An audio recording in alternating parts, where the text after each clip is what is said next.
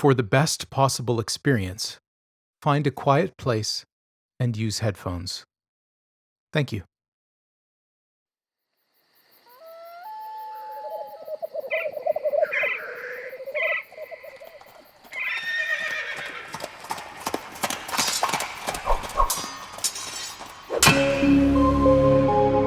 Past bedtime.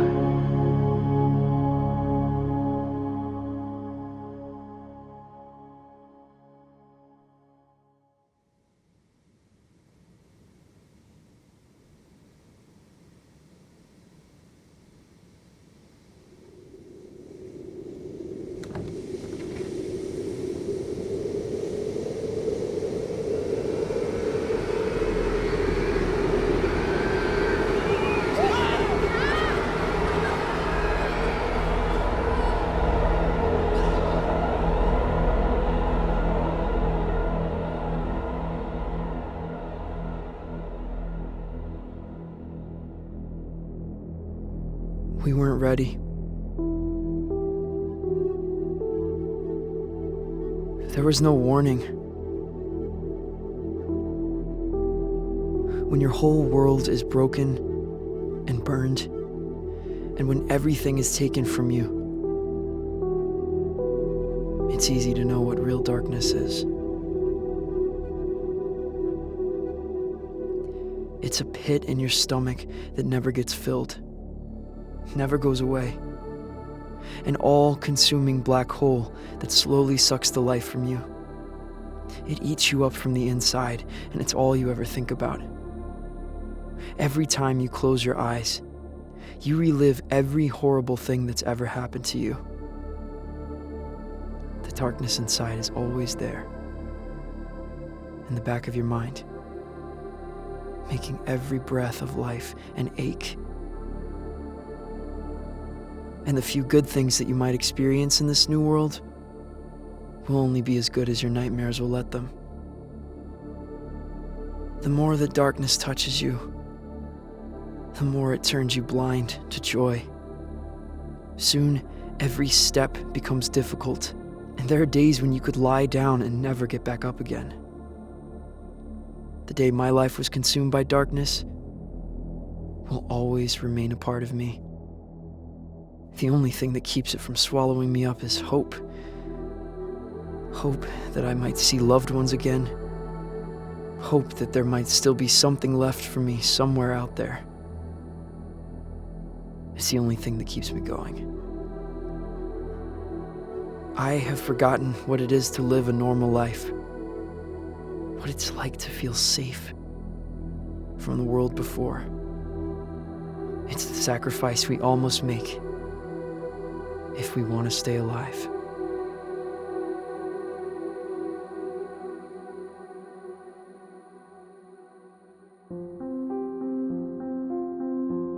Past Bedtime Studio presents Philip's Apocalypse.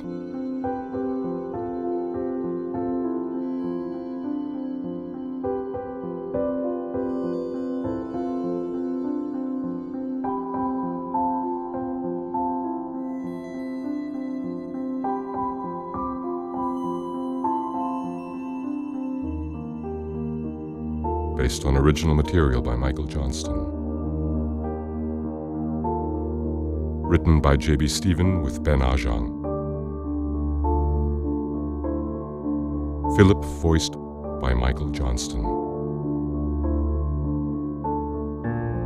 Music by J.B. Stephen. Produced by Ben Ajan. Episode 2. Darkness.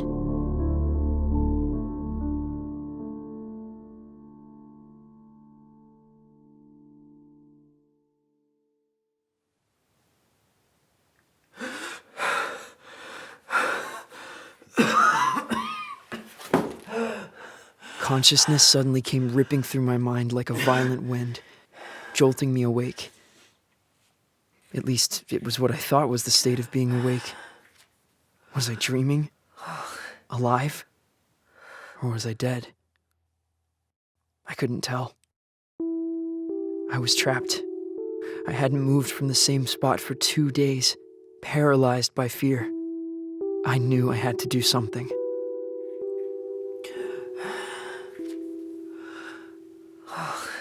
I was hungry, deeply thirsty.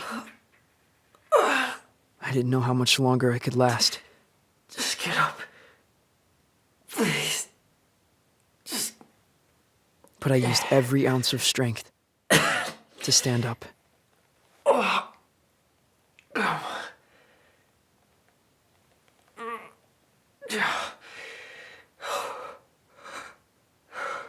Just get up. Come on. The pain in my body was almost unbearable. I could feel my skin cracking as I moved around to stabilize myself in the darkness. I tried to look down at my arms to see how bad things were, but I couldn't even see my hands in front of my face.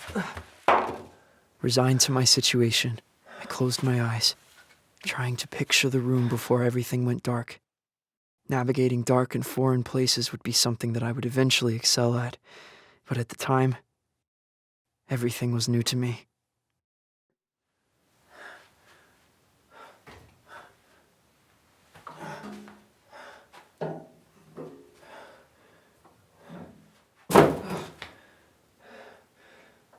Where's the stairs?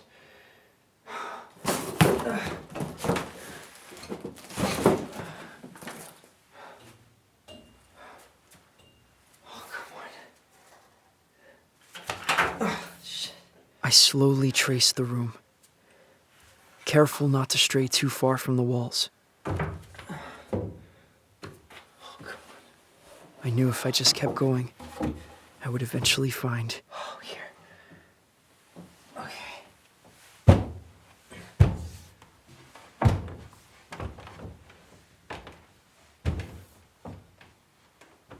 I could see a very thin strip of light in front of me, the entrance to the cellar that led outside, a few steps away from freedom.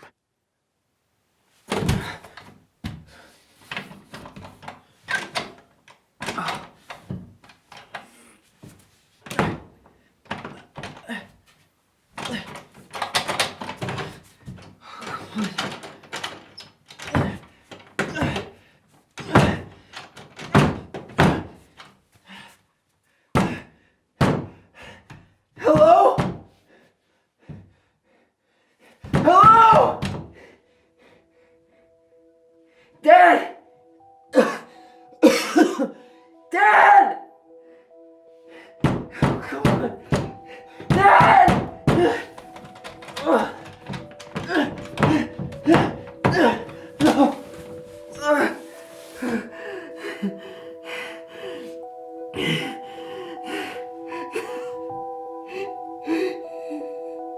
No one was prepared when the first heat burst came. Survival was just luck. I had gone to Alaska to meet up with my dad and his friends. He'd been meaning to take me on a trip for a long time, and my mom thought it would be a good idea to surprise him. He was so angry when I showed up at the airport. I didn't understand why. He and his friends had rented a cottage in the woods, and that was the first place we went. And then it happened. The air became so hot. My skin blistered and cracked. On the first day, I could hear them running for their lives, burning alive. On the second day, I could still hear the sounds of the trees crackling with flames, and soon after, there was nothing. No birds, no people. Just emptiness. Everyone was gone, and I was trapped in that dark cellar. The darkness soon began to swallow me. Time had no meaning. I couldn't tell if it was day or night, if I was even alive or dead. I was in so much pain that I could barely move. In every waking moment, as I drifted between realms of sleep and wakefulness, I could see my dad's face right before he left. waited for help for a long time, but no one came. I was angry at my dad for leaving me behind. I had resigned myself to death in the darkness, but something stirred within me. The will to get back up, push past the pain, and find a way out.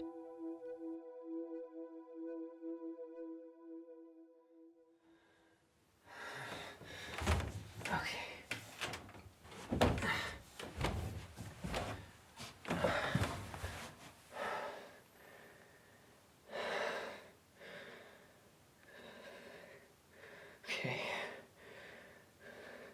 I'm gonna pry it open.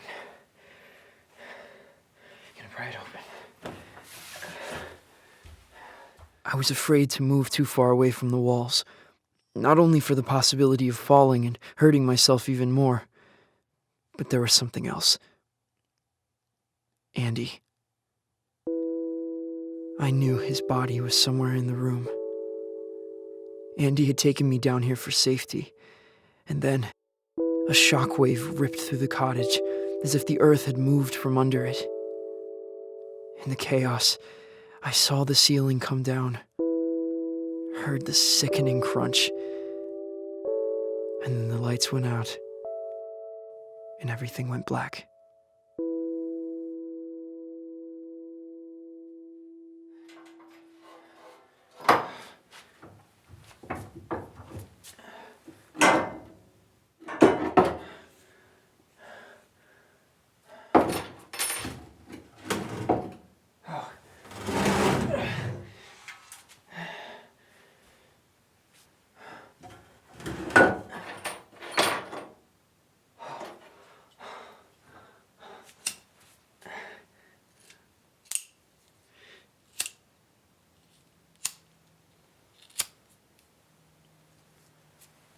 As thankful as I was for any sort of light, I desperately wanted not to see what it had illuminated. Oh shit. Oh shit. It was just enough to see Andy's body at the far side of the room, twisted and mangled, Oh God. crushed underneath the rubble of the cottage above. Oh God. His horrible grimace would be the first of many grotesque displays that would continue to fill my gallery of nightmares.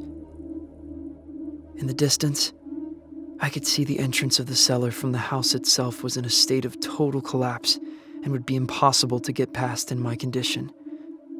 I had to find a way to break the padlock to get outside.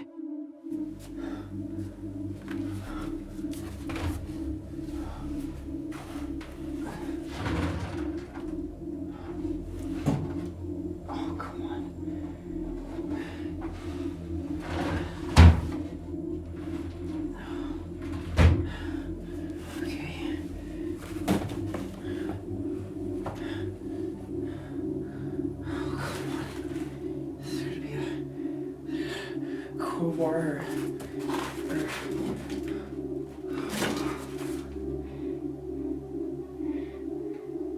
Hammer. Okay.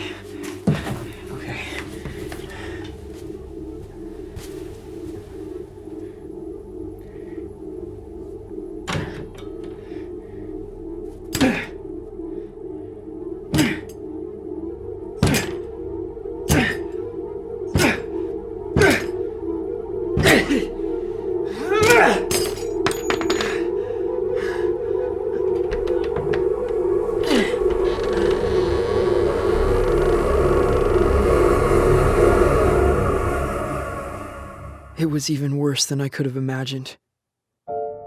The landscape that lay before me was one of smoke, fire, and ash. The sun was dark, terrifying, the haze from the fires transforming it into a deep crimson color that cast a red hue over everything. I could barely breathe. The cottage had all but burned to the ground, the cellar being the only thing to barely survive. The remains of trees still stood tall, protruding up from the beds of ash like rotted arms, crawling their way from their graves of dust, and the charred remains of many bodies littered the ground, frozen into contorted sculptures of shock and pain. It was a tableau of destruction and death. From my accounts, the first heat burst had been the greatest of them all. And what I saw when I emerged from that cellar was a world changed within an instant. Still, I didn't know just how different the new world could actually be. It would take weeks on the road before I realized that things would never go back to the way they were. The life I had before was gone.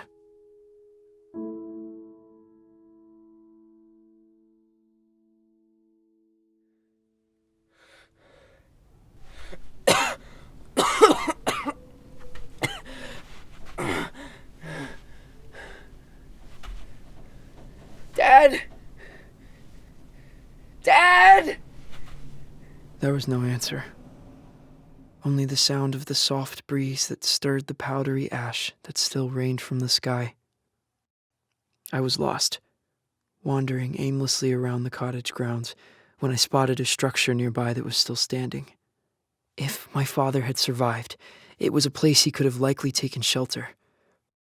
Suddenly, hope welled within me. Dad! I ran towards the building, the prospect of finding my dad putting a spring in my step that I didn't anticipate. As I got closer, I realized that it was the detached garage of one of the cottages. The main building had succumbed to the fires, but the garage was far enough away to survive the intense flames of the surrounding forest.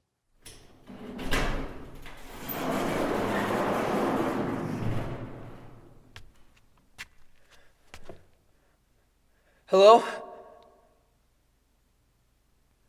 Hello?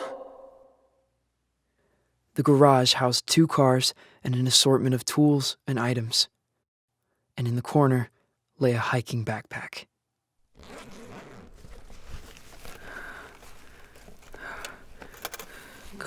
Compass.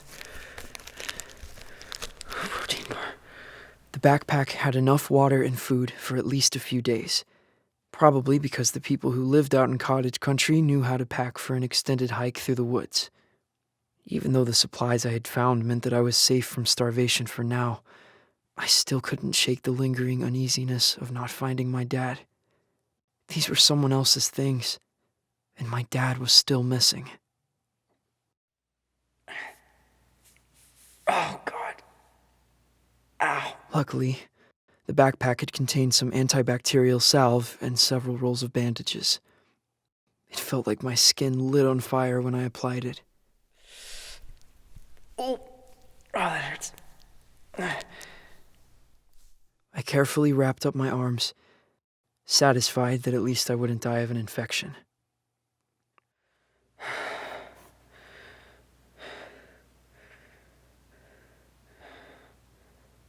Dad, where did you go?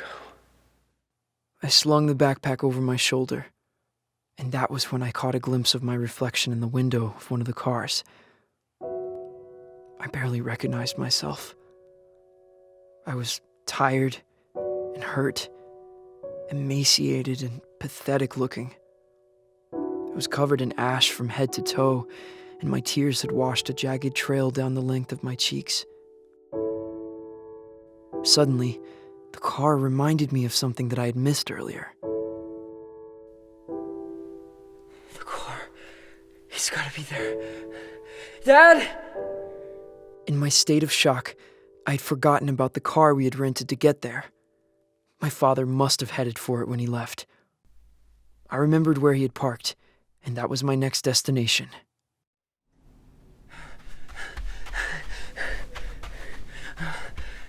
The thick layer of ash that covered the ground muffled the sound of my footsteps, and the silence was unnerving.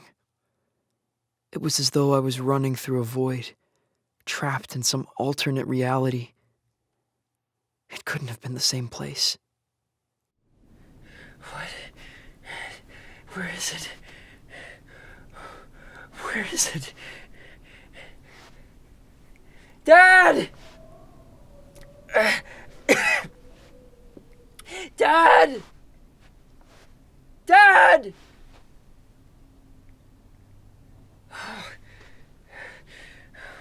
Shit. The fire had robbed the area of its landmarks, but I eventually found our car, exactly where we had left it, by a row of short trees, and now almost buried by their blackened remains. There it is. Okay. Dad? There are few happy endings in this new world. A small part of me was still naive enough to believe that my dad might still be alive. And that part of me was the first to die. Dad. Oh no. No, no, no, no. Oh God. No. No, no, no, no, no, no, no, no.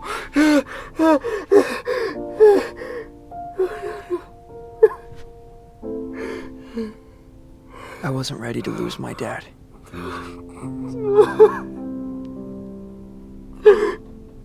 I wasn't ready to be on my own.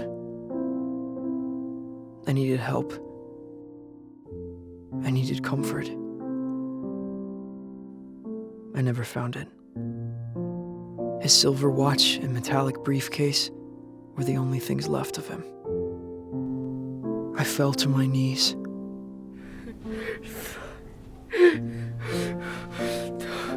Why did you leave me? I was angry. No. And I hated myself for a long time for being angry at him. I was angry that he left me. And I was angry that he died alone, without me. I pulled my Swiss Army knife from my pocket. The cold steel of its small, inconsequential blade rested against my throat. I was ready to puncture my jugular, bleed out all over the ground in an act of sacrifice, my only bargaining chip, like I was threatening the world to go back to the way it was, or else.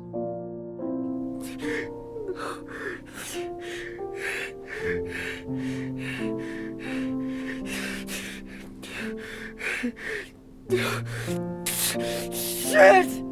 The knife tumbled pathetically from my fingers, disappearing into an ashen grave as I fell backward onto the ground.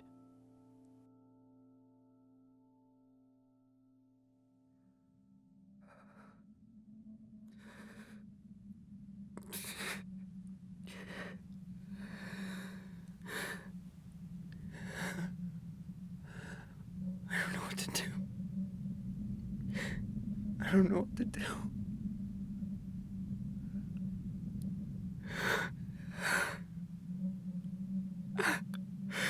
I don't know what to do. What do I do? My lifeless gaze lazily tracked the dark clouds that rolled by, and the ash that still fell from the sky began to slowly bury me. The last remnants of the old world consuming what was left of me. I could do nothing to resist. I wanted it to take me, to bury me alive, to end this immense pain that I felt. I wanted it to be over. And then, I saw a vision flash before me. My younger brother's face, clear in my mind's eye. That stupid grin he flashed me right before I left. It was so ridiculous at the time, I couldn't help but laugh. And now, I couldn't help but cry. Maybe he and Mom were safe in San Jose, carrying on with their day, completely unaware that our lives had been utterly shattered thousands of miles away. I knew the hardest thing that I could do in that moment was to get back up. Keep moving. Survive long enough to find out if there was anything left of my old life.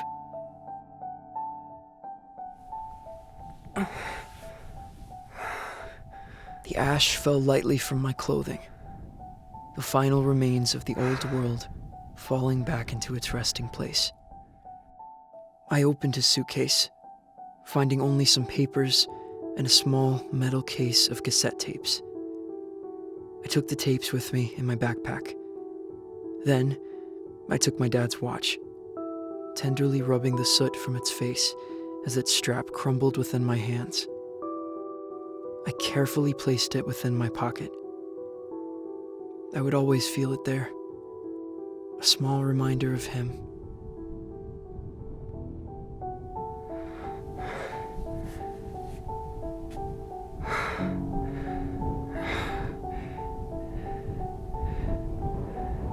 Goodbye. Goodbye, Dad.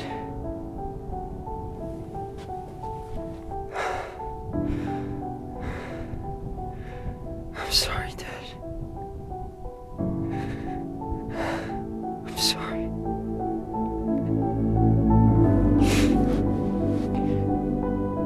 I'll find them. I promise. I promise. There was nothing left to say, and it was time for me to go.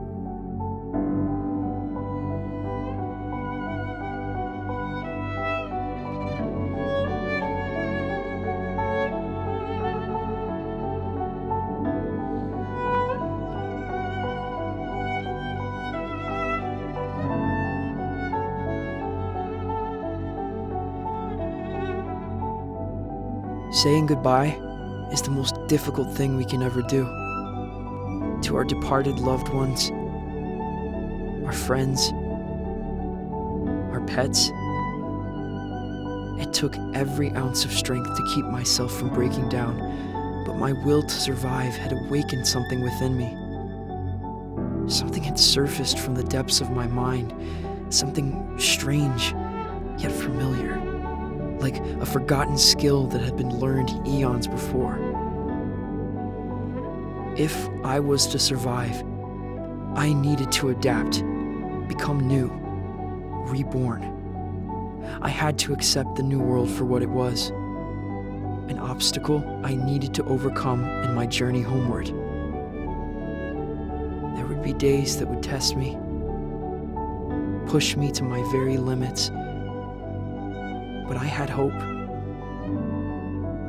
And that was enough for now.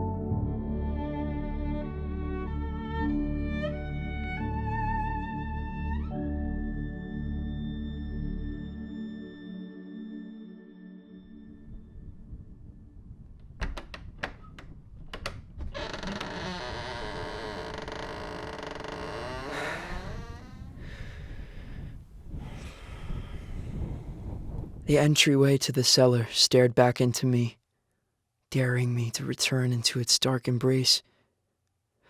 I ignored the nagging fear in the back of my mind as I descended the stairway, collecting whatever supplies I could. Batteries, a flashlight, anything that might prove useful. That's it.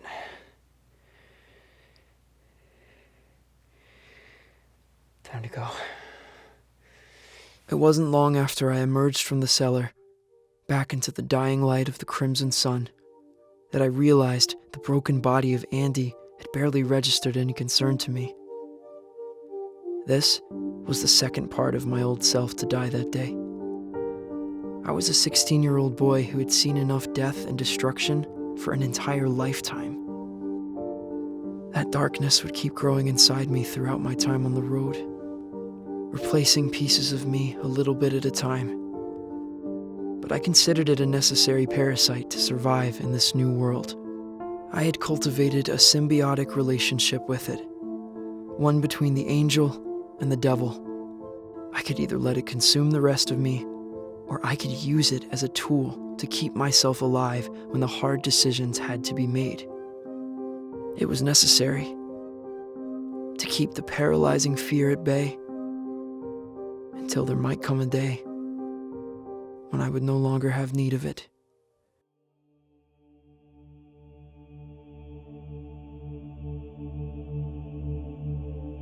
The last light of the sun was still peeking above the horizon, and I took note of its relative position in the west.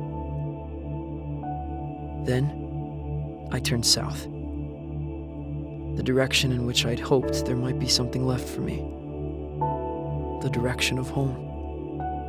I began walking, again bathed in the darkness as the last vestiges of light were swallowed by the horizon afar. Mom, Sam, I'm coming home. The last sunset I would see for a very long time.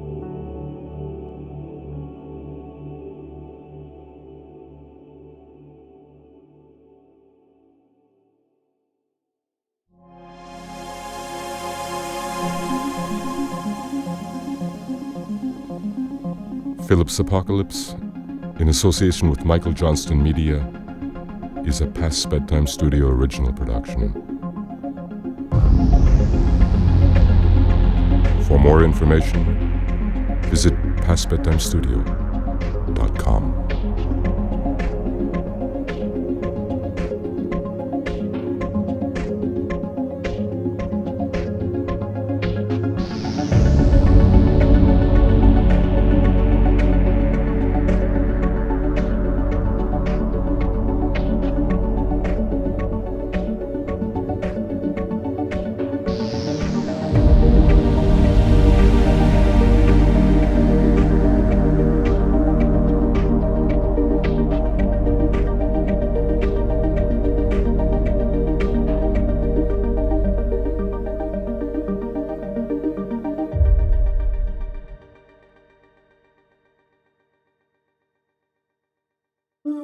Past bedtime.